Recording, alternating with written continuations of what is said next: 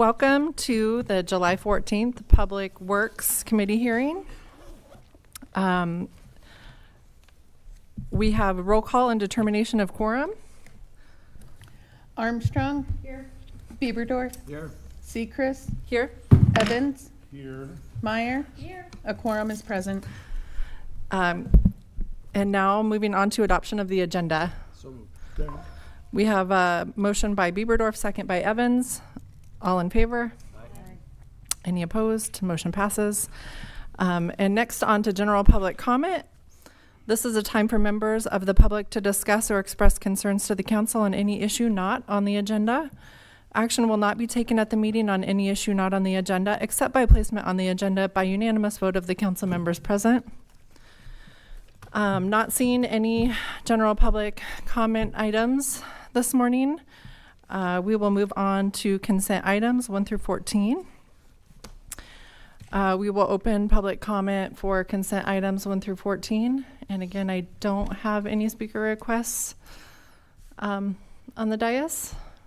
And we'll move on to item number 1. Or I guess I should ask, does anyone want to pull any items 1 through 14 for discussion? Chair recognizes Bill Evans. No. Oh. Not me. Oh, you weren't in there? Oh, okay. I Oh, apologize. my You were in phone the did queue it. first. Sorry. Okay. Chair recognizes Laura Armstrong. Ward 5 would like to Sorry, pull 12 Laura, bear with me here. Is Mike on? She's on. Oh, okay. Thank you. Sorry. Ward 5, both Callie and I want to pull 12, 13, and 14, please. Okay. Move to approve the balance. Okay. I have a motion by Meyer and a second, or excuse me, a motion by Bieberdorf and a second by Meyer to approve items 1 through 14, or excuse me, 1 through 15, excluding items 12, 13, and 14. All in favor? Aye. Any opposed? Motion passes. And we will move on to item 12. And just to read that item in, PW 07142609, authorize mayor and finance director to sign an agreement with Ridgeline Construction, LLC, for the demolition of structures in the Star Village area in an amount not to exceed $33,000. And I believe Alderwoman Armstrong pulled this item, or we'll go to Callie Meyer for discussion. Great, thank you. I have some, I'd Oh, like to, sorry, Laura. Let's see. Okay, I think you're in. okay, I'd like to direct some questions to community development, please. Chair? Yes, absolutely. Go ahead. Kip Harrington, you're speaking for community development? Yes, that's correct. Great, do we have any other staff from community development? Because they'll pretty much go to all the staff. No, we do not have any other staff That's fine. available. All right, so I do have some questions, and if we are unable to answer them at this time, I'd like to maybe get directive or answers at the council meeting that we'll have on Monday. I think we can do that. I also wanted to let everybody know that just this morning there was a press conference held about these, so that hopefully it'll be on the news this evening and we can get some more information that way as well. Perfect, we're on the same page about transparency. We've gotten some questions. First and foremost, how will these demolitions affect the residents of Star Village? I can't answer that at this time. Okay. All right. Can the staff summarize the enforcement timeline and explain the actions the city has taken over the last several years before reaching this point of demolition? We do have some representatives from the police department here that have been working with us on that, so if you'd like, they can probably give us a little more information on this topic. And if the chair may, there's been a group of city staff and council members that have been working behind the scenes for a couple of years on this items within the Star Village community. I know that City Attorney Carla Cushman could provide some wonderful insight into the efforts that are underway here and talking about what we're considering today on the agenda. If we could maybe if we allow... could defer to If we our could legal? defer to City Attorney Carla Cushman for additional insight. Sure. Your question was related to the effect on the property owners and the notice to the property owner. Is that right? Correct. Okay. These structures are garages and sheds, which were condemned in 2025. I believe the date was October. So the condemnation process, it involves public notice to the owner, inspection by building services and other city staff, formal notice to them, opportunity for them to challenge the condemnation order, those kinds of procedural requirements that you see all the time.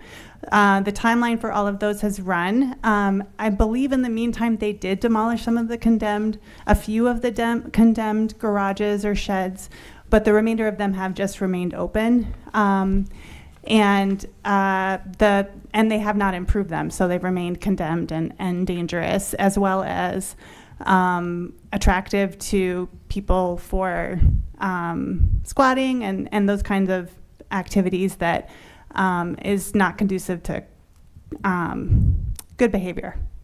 So we provided notice consistently to the property owner of the nature of these buildings, that they have to come down, and they have taken no action. So the city is in the position of demolishing these structures and assessing the cost back to the property owner. Great. If I may, I do have some more questions. Yes, go ahead. Okay, what's the city's long-term plan once these structures are removed? With regard to the structures, If they're gone, we'll just leave them be? there are many efforts related to this property, but once the garages and sheds are demolished, that's the end of the city's efforts with regard to those structures. I don't know if if that answers your question. Okay. And then one more, if I may. How much is this demolition expect to cost the taxpayers? We're hiring 3 different contractors in order to kind of minimize the effect on the neighborhood. I think that the maximum not to exceed for this contract is $33,000. The maximum not to exceed for the next contract is $50,500, and then the third contract is $50,000. And again, because that's an abatement situation, we would be able to put that back on the property owner to reimburse the city for what the actual costs are. All right, if the recovery is unsuccessful, which city fund will absorb the costs of this action? I'd defer to the finance director on that. Okay, may I? Yes, go ahead. Thank you, Madam Chair. The repair and demolition fund would be paying for this. And so it would be paying for the immediate costs, and then it would be booked as a receivable. And then once the assessments are made and the taxes are paid, it would go back to that individual fund. And so we assess the total costs of the project as well as an administrative fee on top of that as well. Okay, thank you. Chair recognizes Councilman Evans. Thank you. I have a question. When we say we've notified the owner, who is the owner? We would defer that question back to City Attorney Carla Cushman. Is that correct?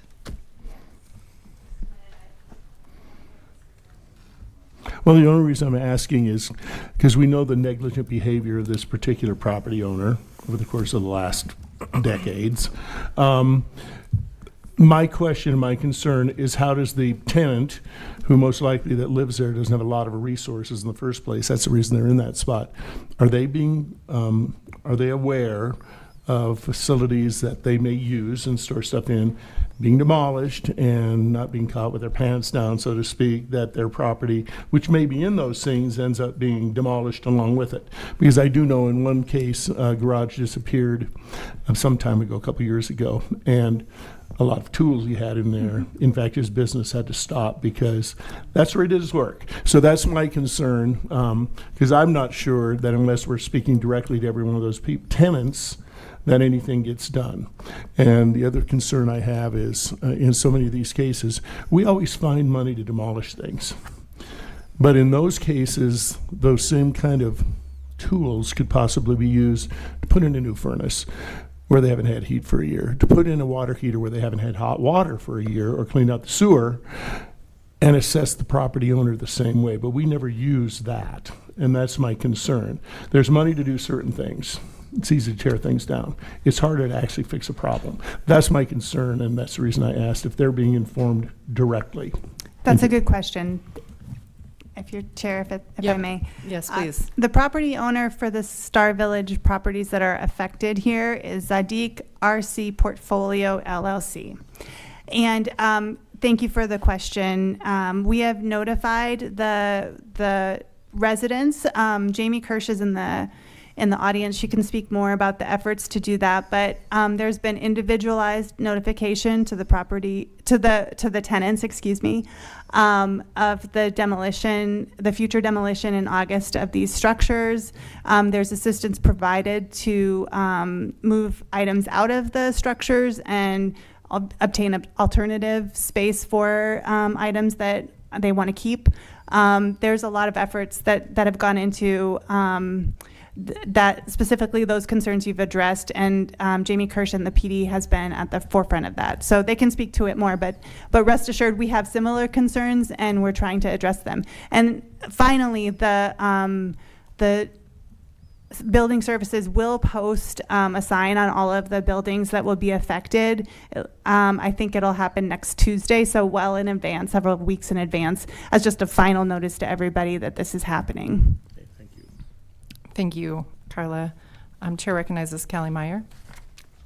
Thank you, Madam Chair. I have a question for staff, if I may, and perhaps it's community development. I guess I'm just curious. We have 3 different contracts to demolish the 28 different garages. Is there a reason we didn't just use one contractor? Is it to keep the process moving? Would it have been slower if we went through one? I was just curious. I didn't know.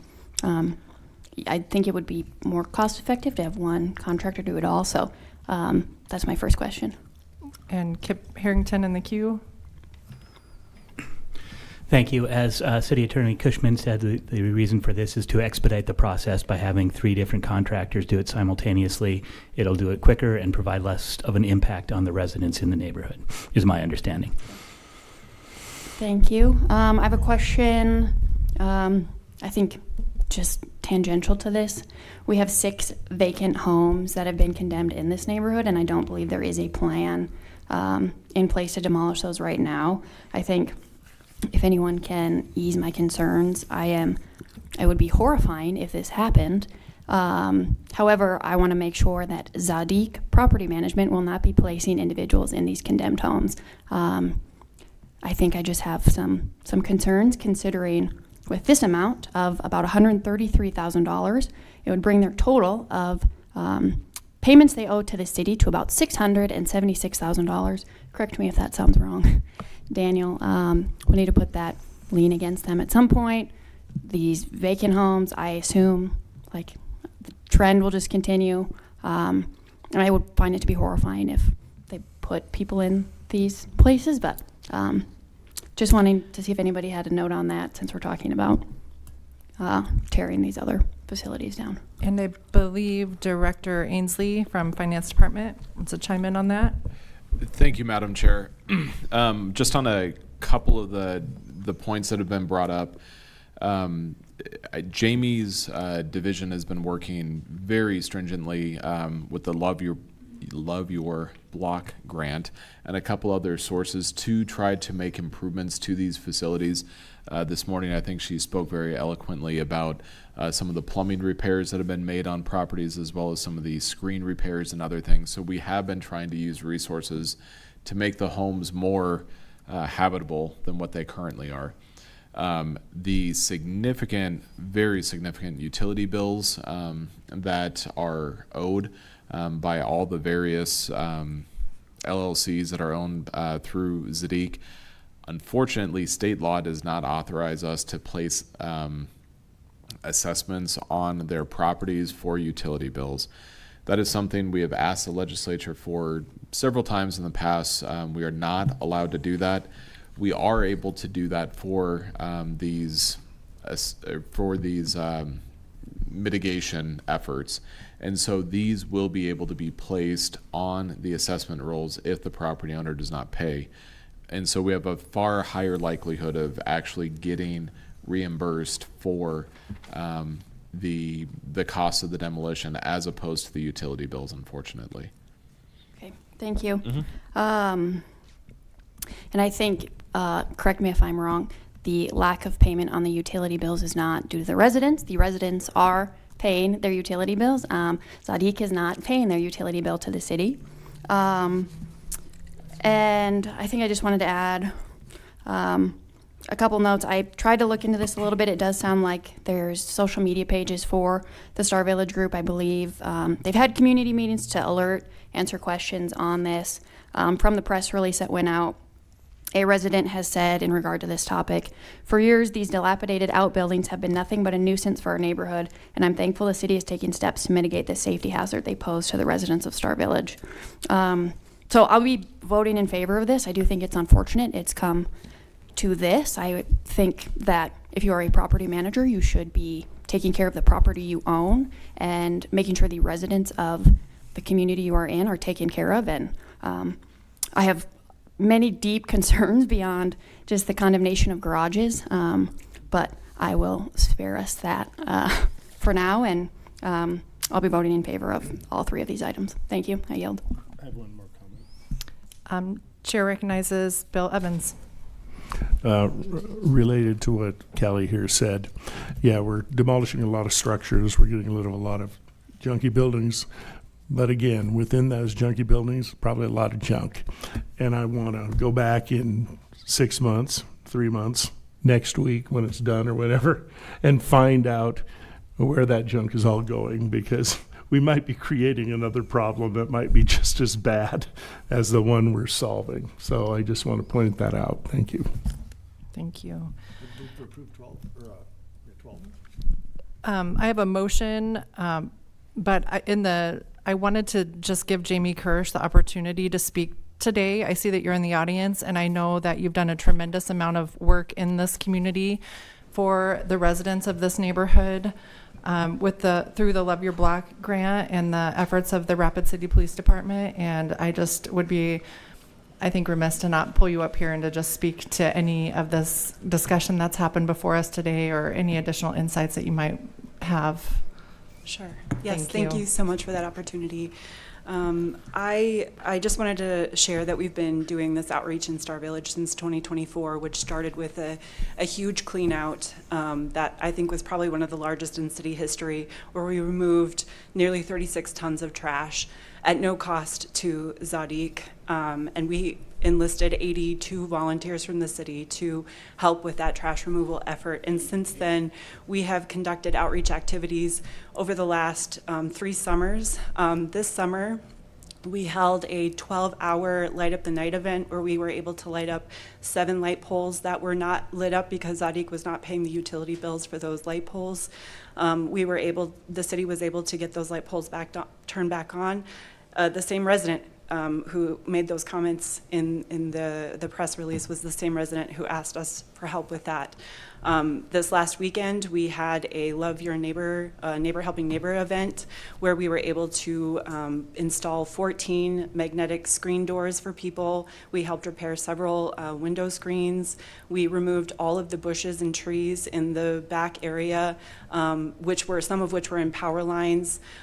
We mowed 35 lawns. Some of them were the subject of code violations.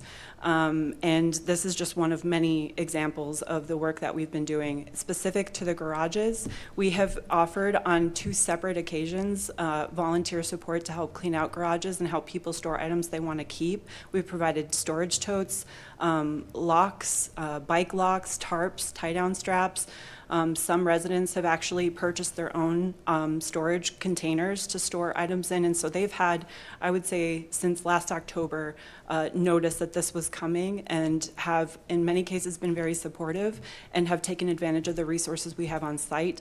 We do have a tool lending library where we do keep storage totes on hand, so if folks approach us in the future, we have the ability to continue to help people. And just one quick story about a resident we helped this last weekend who hadn't had access to a shower shower in over 10 years. She had basically just rigged up her bathroom faucet to shoot the water out into her bathtub so that she could still use it, but with the help of Fountain Springs church members who are plumbers, they put in a brand new faucet for her that could divert to the shower, and she now has working water. We installed 2 brand new outdoor water spigots so people could care for their lawns and their gardens. And the resident who has a shower now went out and purchased sparkling grape juice so that she could celebrate with the staff and volunteers, feeling like that was a huge success for her. So I'm happy to answer additional questions. Thank you so much for that, Jamie, and just thank you for your efforts and your ongoing efforts for the community in Star Village and the residents that live there. It looks like Laura Armstrong, I have a motion on the table. I'll second that, by the way. We have a motion by Bieberdorf, second by Evans to approve, and I will chime in, Laura, for final comments. Yep, just quick question. I don't know if it goes to Daniel Ainsley or Mike Tice or Jamie Kirsch. 36 tons of material, what would that equate to if somebody was bringing that to the landfill, the cost? And in addition to all of the other things that you mentioned, I think that's worth noting because we did that and it was technically the property owner's responsibility, I would assume. Correct? I think it's important to show that numerical value. I actually have that. Yes, Of course you do. I'll just go over the stats quickly. We cleaned out nearly 36 tons of trash, removed much of that trash removed from on-site maintenance storage facilities. We had so the volunteer hours equates to 222 volunteer hours. That is, the state of South Dakota estimates a volunteer time at $33.49 an hour, so that's roughly $7,000, a little over $7,000 in volunteer hours. That was city staff primarily. We had 3 city contractors who donated their time and resources to the effort as well. That was Pacific Steel, Cricket, North 40. They spent the entire day mowing lawns and removing trash, specified trash items that our local solid waste couldn't take. That total cost is estimated at $4,245. And I want to say they also provided trailers hauled all day long. Those are the numbers that I have in my accounting of that event. Yes, ma'am. Thank you, Jamie. Motion on the table is to approve. All in favor? Aye. Any opposed? Motion passes. Item 13, PW 071426-10, authorize mayor and finance director to sign an agreement with MMI LLC for the demolition of structures in the Star Village area in an amount not to exceed $50,500. Looking for a motion? I have a motion by Bieberdorf and a second by Armstrong to approve. All in favor? Any opposed? Motion passes. Item number 14, PW 071426-11, authorize mayor and finance director to sign an agreement with HC LLC for the demolition of structures in the Star Village area in the amount not to exceed $50,000. Looking for a motion? I have a motion by Evans to approve and a second by Bieberdorf. All in favor? Any opposed? Motion passes. And that takes us to the end of the consent calendar and on to non-consent items today. So we open public comment, and again, I do not have any public comment cards in the queue. And we will welcome Kristen Conzent for item number 16, West Dakota Regional Water System Status Update Presentation. Thank you for being here today, Kristen. You're welcome. All right. The mic is hot. I want to say congratulations to those newly elected officials and to those that are coming back, having been in the political service arena for over a decade. Thank you. But more importantly, I want to say thank you to the City of Rapid City. The staff that you have here is outstanding, and they are getting things done, and it is definitely reflected in the vibe, I guess, for lack of a better word, when it comes to the community and their relations with the city staff. So thank you to all of you. My name is Kristen Conzit. I am the Executive Director with Western Dakota Regional Water System. Been in the position for roughly over a year and a half. Took over from Cheryl Chapman, who at one point, wandered these hallways herself. And I was fortunate enough to inherit such a strong foundation from Cheryl. And I'm very excited about being in the position. I'm going to give you an update today, show you where we're going, and what you have made possible. All right, we're just going to, I was told that this mouse works. Is that correct? I got it. Okay. Just to give you an update of where we're at. Limited water, growing demand, one solution, Missouri River Water, Western Dakota Regional Water System. Just add water. Thank you. 97% of people do not know what we do in the water industry. They turn on the tap. And so we are going to correct that after the elections, so our message does not get in with all the postcards and all of that. We are going to be doing a very aggressive public awareness campaign that includes Pioneer members, which are you. And so that will be starting. Just wanted to give you a little hint there. As many of you know, Western Dakota Regional Water was started when West Dakota Water Development District had water rights that were coming up for renewal. They engaged South Dakota School of Mines saying, should we renew these water rights? And South Dakota School of Mines went in above and beyond. They came out with this chart right here. Not only should you renew your water rights, but you need to start looking at future water rights. And if there is a drought that would overlay the city or the western South Dakota, this is what came out of it. If you look at it, the red lines that are going up, the 1% growth, the 2% growth, and 3% growth. When the initial study was done, we were basing it on the statistics that we were given, that it was a 1.1% growth at that time. We all know that that has skyrocketed. And it is going to only keep on increasing. We're edging more towards the 2% growth, specifically here in the Rapid City metro area, as some people like to refer to it now. We've graduated to a metro area. I just wanted to let you know that. So this is what started it all off. Western Dakota was formed. So that would have been in 2021. Oh, I hit the wrong button. And why we were started and why we have been successful with moving forward is from the membership. Cheryl started it with a group of people that said, I think we need to look into this, and Pennington County and the city of Rapid City were two of the first entities that came on board to help build Western Dakota Regional Water System. We are a nonprofit organization. If you look right here, here is our staff, and want to say a shout out to Mike for recently coming on board with us. And we're getting a lot of positive feedback from the city, because we know it is a fact that we need the city of Rapid City to be the leader in this entity. And you are. You have stepped up. Just like Sioux Falls is the leader on the other side when it comes to Lewis and Clark. So I want to say thank you for that.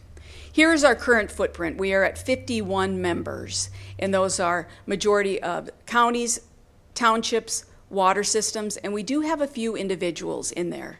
Now, if you look, the darker orange is where our footprint is. Ogallala, Lakota, and Todd County. And if you look up in Corson, they are our tribal nation brothers and sisters. Working with them, they have seats on the board currently, but as you know, that their leadership turns over every 2 years, so priorities change. But we are going down I am personally, have made it my mission to go down every avenue. I will not let the tribal counties not have access to this bold project that we are that we're doing here. It is a necessity. Not only there, but if you look at some of our ranching areas up north, they are also in need for water. So it is my mission to make sure that we get every single county, every water system included. Working with the BIA in Washington, D.C., they actually poached quite a few people from South Dakota and North Dakota to work out there. So we have gone as, I wouldn't say it as low. We know somebody's mom who is friends with the director of the BIA right now. And so when he's in Bismarck, we have set up meetings with them, including our legislative liaisons that will be attending to make this happen. This currently, I like this chart, is the drinking water systems, East River versus West River. Now, as you note, it is more spread out. The population is East River. It is more spread out in East River. And we do have a concentration in western South Dakota over the Black Hills area. But what is not shown on this is that in order to be under the level to have to work with the state, you have to have, I believe it's less than 17 connections. I'm not quite sure on that, but you have to serve less than 45 people. What is not shown on this chart, because those are the only ones that are registered with the state, is 475 additional dots, because they are under that threshold. So it truly is a blue blob that is over western South Dakota, specifically in the Black Hills area. Well, I'm once again hitting the wrong button. Okay, in order to do a project like this, we have to have federal partnership. So in the federal partnership, it starts with something called the feasibility study. And in order to do a feasibility study, we have to engage an act of Congress. So I've been working tirelessly with all of my team over the past 18 months. We have dropped a bill in the Senate that was brought up by Senators Thune and Rounds that has made it through roughly about 8 hurdles. It will now go to the Senate floor for vote. We're hoping before the August 15 recess and before the election season. In the House, we have Dusty Johnson, who has also dropped a bill that is scheduled to go into Energy and Natural Resources over there before the 15th of August recess also. So what happens there is it goes to each of them. We're looking to have it passed before they go into recess for elections, and that will go to the president's table, I don't know, whatever you want to, it'll go to the president's desk at that point. And what that does is the feasibility study, the act of Congress, allows the Bureau of Reclamation out of Bismarck to come down here and say what they're doing is feasible. And those hurdles that we have to get over are environmentally, economically, is it actually feasible to do something of this magnitude? And that will happen once we get that done after the new year. Now, what we've done is we have taken your support.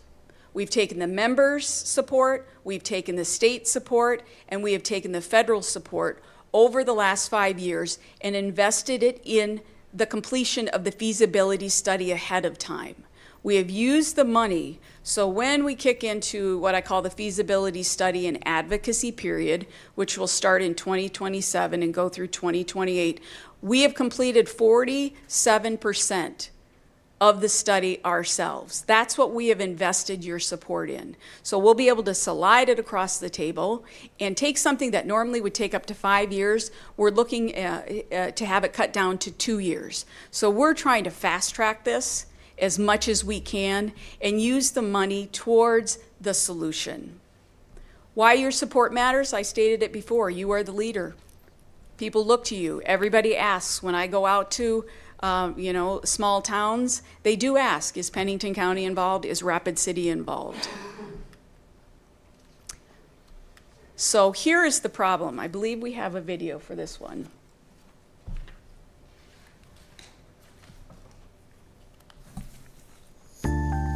Western South Dakota gets most of its water supply from aquifers deep underground.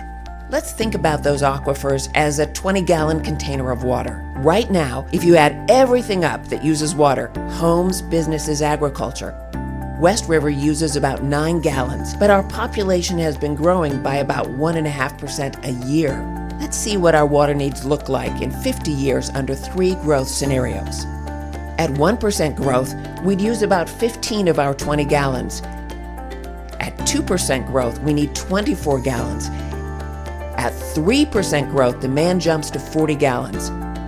This unpredictable growth is driven by people wanting that Western South Dakota way of life. Tourism, agriculture, and critical infrastructure like Ellsworth Air Force Base. Since our aquifers rely on consistent average amounts of rain and snowfall, they are not refilled at the same rate each year. During a prolonged drought, our 20 gallons shrink to just 7 gallons of available water, which means this future problem is actually a right now problem. This is why the Western Dakota Regional Water System exists. We are planning and building a long-term solution to ensure we have a reliable water supply for Western South Dakota. Solving a challenge like this does not happen overnight. It takes decades of planning, investment, and coordination. And it requires support from the people who live and work here to have access to clean, reliable water for generations to come. To secure West River's future, just add water. Thank you. So that will also be part of our public-facing campaign. Now, as is stated there, we talked about the 15 gallons and the 24 gallons and the 40 gallons. Who we engaged to do the study was not only the School of Mines in the beginning, but we knew we needed a third party to verify everything. So at that stage, we engaged USGS, U.S. Geological Service. And they did a study on our behalf that talks about the water recharge levels in all of the Black Hills area. Our major point of concern, if you look at the graph, is the red. It's kind of a pinkish salmon color on the screen. That is where our major concern is for the Black Hills. Water permits exceed natural recharge of these major water aquifers in these areas. And as you see, that's quite a broad swath, but that is where a lot of the population is growing here in Western South Dakota. And if you want to make a reference to the water systems, there are 7 currently in Eastern South Dakota. Western South Dakota has none. And that's what we are doing here. I'd like to throw this in just to show with our aquifers, when you look at the Madison, which is the main source of the aquifers, how much the outtake acre feet have been increasing over the last few decades. We are at the top with roughly 70,000 acre feet, and that will continue to grow on what we're taking out of that aquifer. This was put in by my engineers because engineers like to make charts and graphs and document things like this. I just find this was the interesting increase with, it was based on the 1.13 growth, but we added in some other statistics there, and that is in the packet that you received for this presentation. Now here we are at the solution. When I say virtually most of the money that you have given as members and from the state and from the federal government has gone towards the solution. We are talking about a 165-mile, 72-inch pipeline that goes from north of Fort Pierre, and I'll show you the graphic a little later, but this, most people have the question, is this going to drain the Missouri River? Not even close. We're at 0.1 ounce per gallon that we will be taking out to meet the needs currently that we have. But I will say this, the Missouri River between the borders, it is our river. It is our greatest natural resources. Other states have legislation and plans in place to pipeline over to the Missouri River. I know that there's been some introduced in Arizona. Colorado is looking at a partnership with Nebraska. So when it's between the borders, it is ours. Now, that's not to say we need to abuse it, and we won't abuse it at the 0.1 ounce. So here are this is the plan. This is the transmission plan. So it is a 72-inch pipeline, 165 miles. It's a 2,000-foot lift, except for when you get into Wasta. Wasta, it's downhill, and then we have to go back uphill. This is not an engineering issue. This will come down to be the financial issue on how we make a $4.5 projected billion project. I know that's overwhelming when I say it, but we are tackling it, you know, how do you eat the elephant? We are tackling it one bite at a time. We're making sure that we have strong alliances with not only our water systems, but with our towns, with our cities, with our water systems, with industry. We kept on this little side note, we kept the yellow line kind of fat because we are not revealing at this point specifically where we are going to be looking at our transmission lines. But do know this, I am South Dakota, 4th generation. I love this state. And if you love it, you take care of it. We will make sure that everybody that we partner with on those transmission lines are taken care of. We are also partnering with the electricity co-ops and the power industry because they already enjoy really good relationships with the people between Fort Pierre and Rapid City. So we are going to be not mixing water and electricity, but we're going to try them tandem near each other. And we will make sure we are not going to fight with these people. We're not going to talk about eminent domain, that they are properly and adequately reimbursed for taking the pipeline through their property. This is a basic distribution system that we are looking at. If you look right now, our water system, our members go from Fort Pierre. We just signed up Pierre, so we now have a footprint in East River, which is, I'm not quite sure where that's going to go, but they know that we need to plan for the future, and they want to be a part of it. We go down to Winter, Tripp County as members. We are down to Martin. And if you look at it, when we work with the water systems, we are not doing everything new. We are working with the current systems. We are supplemental. For lack of a better explanation, we are the Sam's Club. We are the wholesaler of water. And so our engineering teams have gone out over the past 4 years, and they continually meet with the water systems. Not only do they test the water for them, but they want to make sure that when we hook up, when you hook in, that it is the right, most cost-effective way to do it. So thank you to the City of Rapid City for opening their doors and making it easier for our engineers to ensure that this is done right, correctly on the first time. Here, I threw this in because I do just like the elevation profile. There's WASTA, number 2, the nice little dive down in there. It is a gravity issue, but the engineering is up for the challenge. We've had to obviously make some tweaks. All the water here in western South Dakota flows to the Missouri River.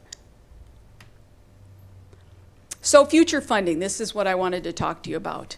So in the pre-22 to 26, we have taken the state money, the state investment, and the federal investment and come up with not only defining the problem, but coming up with a solution. We are done with that funding. It has to be all spent by the end of this year.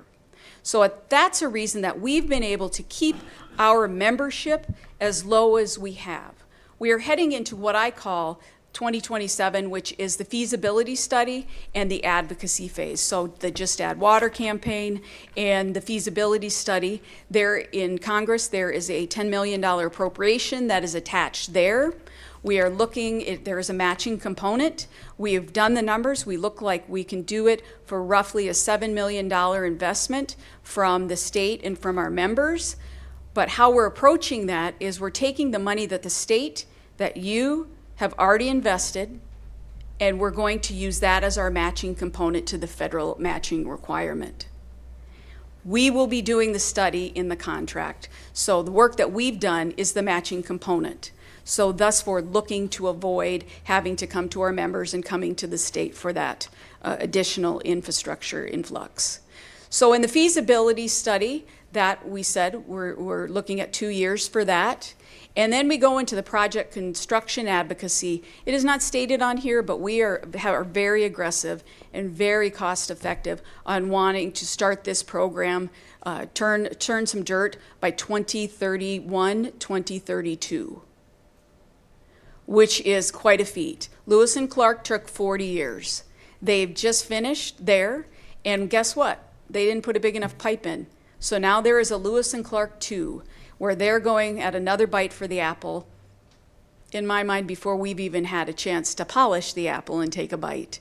So, I mean, that's more of a personal, I think we should be at the front of the funding that comes into water infrastructure in South Dakota. So this is where your money has gone. If you look at the green section, that is members and contributions. That is what you all have put in to the keeping Western Dakota open and coming up with defining the problem and the solution. The yellow portion is what the state has invested through the SWARMS money. The blue portion is what the ARPA, the money that we got through the state via the ARPA funds that came federally. All of that has to be by law and regulation All of the blue has to be invested in the solution. So that is what the engineers have been working on for the past 4 years. And this is why we've been able to keep our membership a reasonable price. When I say reasonable, the highest it is right now is $1,500.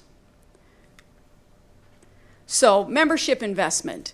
Why we need you to continue being the leader on this one. And it's everything that you've heard before. It's long-term perspective. You, as the city of Rapid City, do long-term planning. We use that to use it as a guide for some of our smaller members, that you need to be thinking long-term, because that's what this is, really it is. It is long-term generational. We are acting now so next generations don't have to react. And that's what I'm asking you to do, is keep supporting Western Dakota Regional Water in the future. You also, with your investment, get me, which may not seem a lot until I explain what we do. City of Fort Pierre, they wanted to do a conservation program, so they came to us. We designed it because they are a member, everything for them, the billboards, the flyers that went out to their customers, the banners, everything was done by our marketing team, and that was handed to them. I think my biggest asset right now that is working in favor of Western South Dakota, this is my passion, water in Western South Dakota. I'm going to give you an example. A bill was brought by a certain representative in the Northern Hills, and on paper it looked like a good bill, and it was called the Greenhorn Effect. The Greenhorn is a strata that here in Western South Dakota, in the Black Hills, we have to drill down through to get to the aquifers. The rest of the state, you don't have to, it's flat. If that would have been, they said it was for parity, that we should all be on the same playing field. If that bill would have gone through, every well that would have been drilled, be it by a water system or by an individual, would have had to meet certain state standards with a study. The study was projected to cost upward between $750,000 to $1 million per drilling. Now, I'm not going to get in personally why I think that bill was dropped, but I worked with a team, and there was a team. It was the City of Rapid City, it was Elevate, it was the Chamber of Commerce out here that all came together that said that this is unreasonable, and the bill was defeated. So when I go to Pierre, I not only look out for the members, but I look out for Western South Dakota water. Of course, I want us all to have access to the Missouri River, but that is not my job. My job is for the betterment of Western South Dakota water. This is the public education campaign that I alluded to before. And so what I'm looking for from you for today is the support of the funding request for 2027 of the $100,000 that you have given to us over the past few years. So I would appreciate your consideration. Here is my contact information, and you have everything in front of you. And I know it's a lot. Questions? Thank you so much for that presentation. And we have Councilman Bill Evans in the queue first up. Thank you. Appreciate the presentation, like to recognize it. And I do have a couple questions for you. Now, those who've followed me for the last 35, 40 years and 7 years on the council know I ask this a lot. Back in the 70s, we had proposals to put reservoirs north of the city. Mm-hmm. And if you look at that big dip at Wasta, that's pretty much what happens. And north, we don't have quite that north of the base. It gets huger out by Phillip in there where it really drops. And I know we used to have to tour that when they were talking about the Keystone XL pipeline, because we would have to go tour where the route was going right through the middle of our ranch. And so it's amazing how deep that ravine is, but we do have smaller ones that are also very dammable north of the city. Now, when we get this water here, is there any plan to pursue any of those things as they did back in the 40s and 50s with Pactola and Deerfield and Angostura? Very forward thinking, thank God. They thought 50, 100 years ahead. Mm-hmm. But we let so much water run off of the hills. We do. And it ends up going to the Cheyenne and then into Nebraska and Missouri and the Gulf of Mexico. I think it's smarter to keep pursuing local storage like that. And I'm hoping that you guys get involved because I don't really see any efforts to do that so far. And I've known Cheryl for years, and I don't think there really was any continuation of that. Is anything ongoing in terms of talking about such things? That is definitely on the table. We are looking for the most cost-effective way to get the water here and get it stored. We had a landowner north of Rapid City that is donating quite a parcel of land to our effort. So we're in the middle of contracts for that right now. You know, the reservoir thing comes up a lot, you know, not only for recreation. I mean, it would be wonderful to have Pactola 3 miles up the road. The engineers, it is doable. We've had several proposals brought to us, and they've been working out about doing it over near New Underwood. And there was a study done in the 1970s on that about putting one over in New Underwood.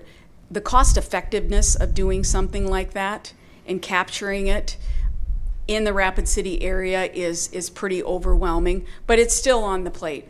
We haven't Well, and the discounted it. reason I ask that is you talk about it costs a lot, but when Cheryl first brought this proposal and we started talking about the pipeline, the cost for the large one, they were talking about two different sizes, as you know, was $1.7 billion. And today I just heard you say, what was the first? 4.5. See, and that's in 7 years. Yep. And I know the way our land prices have gone.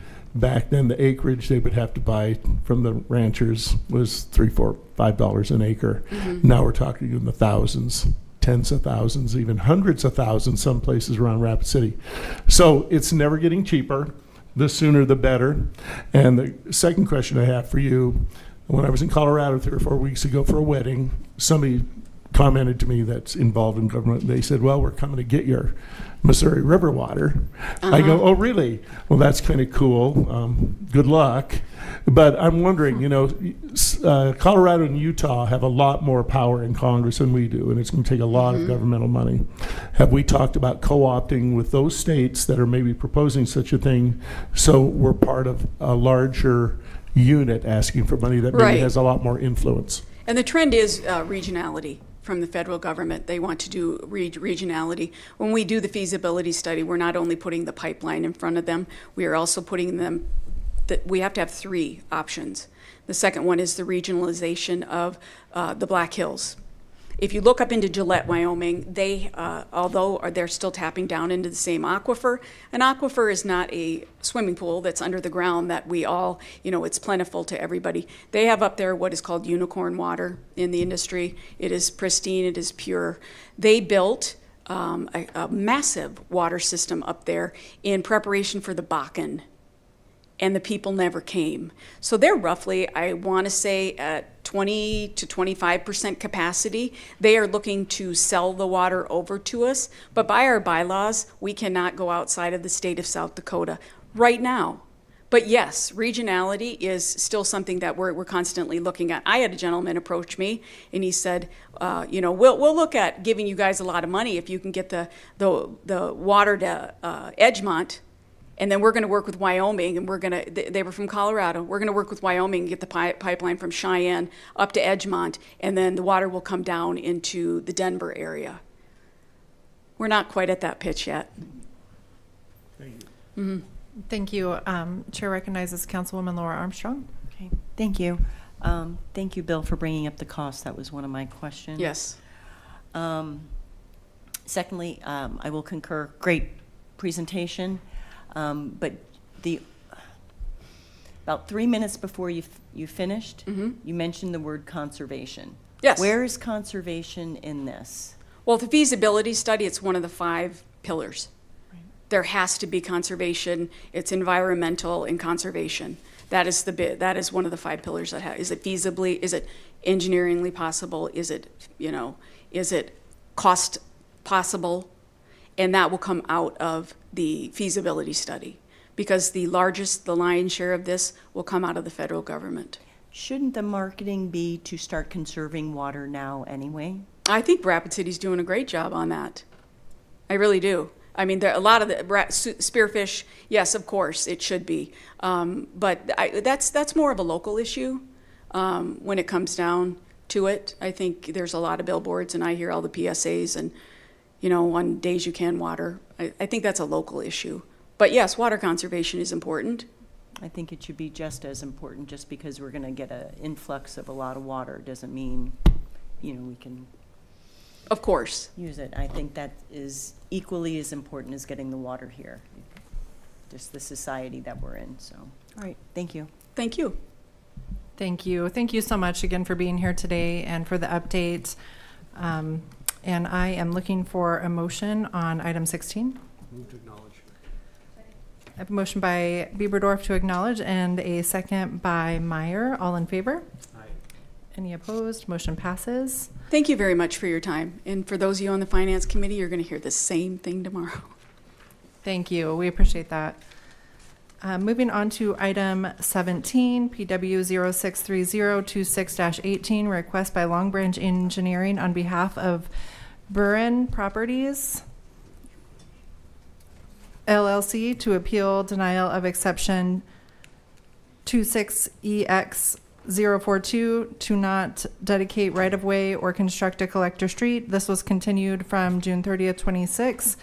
And staff recommendation is to withdraw at the applicant's request. I have a motion by Meyer Second. and a second by Bieberdorf to withdraw. All in favor? Aye. Any opposed? Motion passes. Moving on to alderman items. If any council members wish to discuss anything with us today. Move to adjourn. Not seeing any. We have a motion to adjourn by Bieberdorf and a second by Evans to adjourn. And we are adjourned. Thank you.